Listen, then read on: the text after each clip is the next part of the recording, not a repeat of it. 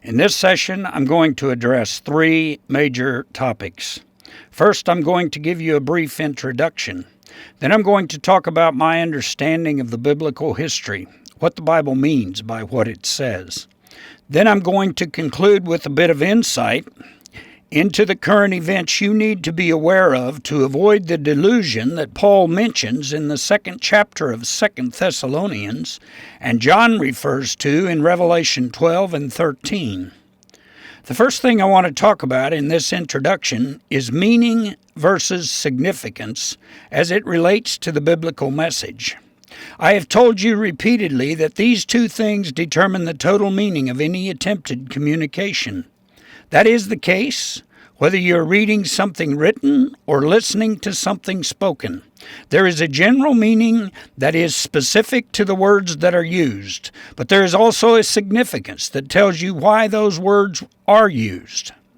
That holds true even when something is stated metaphorically, idiomatically, or parabolically. For example, if I say, "That fellow built my house," you take the statement literally and understand I am pointing to a fellow who built the physical house I am living in. But if I speak in terms of the Hebrew idiom "build a house" and say God built David's house, you also need to know what the Hebrew idiom "build a house" means. If you do not know it means engender a son, you will fail to understand what I have said. But if you know the Hebrew idiom "build a house" means engender a son, you can then understand that I am speaking idiomatically regarding the birth of Jesus Christ. But in addition to the general meaning of a statement, there's also a significance that is attached to it. The significance tells the reader or listener the reason why the statement was made. I have explained the interaction between meaning and significance more fully in the book, The Way, the Truth, the Life. So I won't get into that again here.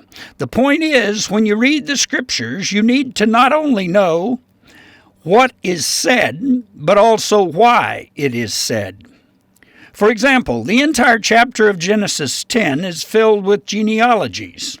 If you do not know why Moses included those genealogies in his account, you fail to understand what he has told you.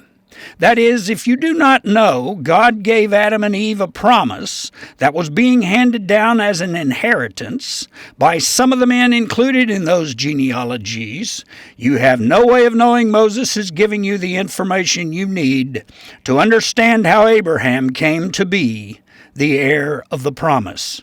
But my point is, when you encounter an idiomatic statement in the Scriptures, the significance of that statement extends far beyond the literal meaning of what is stated. For example, in 2 Samuel 7, the prophet Nathan tells David that God is going to build a house for him. If you know the meaning and significance of the Hebrew idiom "build a house," you can easily understand that God has promised David he is going to engender a son for him, if he ever needs one, to continue his dynasty. But you cannot accurately understand the significance of what God promised David if you do not also know the myth of Baal, the Canaanite god of the resurrection. That myth tells us Baal could not overcome death and be resurrected unless someone built a house for him. Only then can you fully understand why God promised David he would build a house for him. He is speaking to David parabolically in terms of the birth, life, death, and resurrection of Jesus Christ. I have taught these things over the past few decades, and what I have taught is just as true today as when I first explained it. You can find it explained in the books I have published and the articles I have written for the Voice of Elijah newsletter. But if one does not take those things into account when reading the Scriptures, one is going to arrive at a completely erroneous understanding of the biblical text. Now, I make no claim regarding my ministry other than the fact that God called me to do what I'm doing. The prophet Malachi said a fellow he called Elijah would come along before the great and terrible day of the Lord. He also said that fellow would restore the heart, that is, the mindset of the fathers. Jesus confirmed what Malachi said about that fellow But he also said the Elijah who was yet to come would restore everything. I don't know what restore everything means to you, but it seems to me that everything would mean nothing has been left off the table. But I don't claim to be the Elijah that Malachi and Jesus mentioned. I don't even claim to be a prophet. I merely claim that I'm doing what God called me to do. I have been called to explain the meaning and significance of the things stated in the Scriptures. So don't get me wrong. I make no other claim. God called me to do what I'm doing. It's your call as to whether or not you believe that. That's the introduction.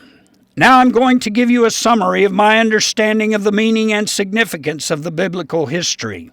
That is, I'm going to explain a few things about what the Bible says and why it says it. To do that, I'm going to give you a summary of my understanding of the biblical history. Then I'm going to explain why you need to know the things God called me to explain.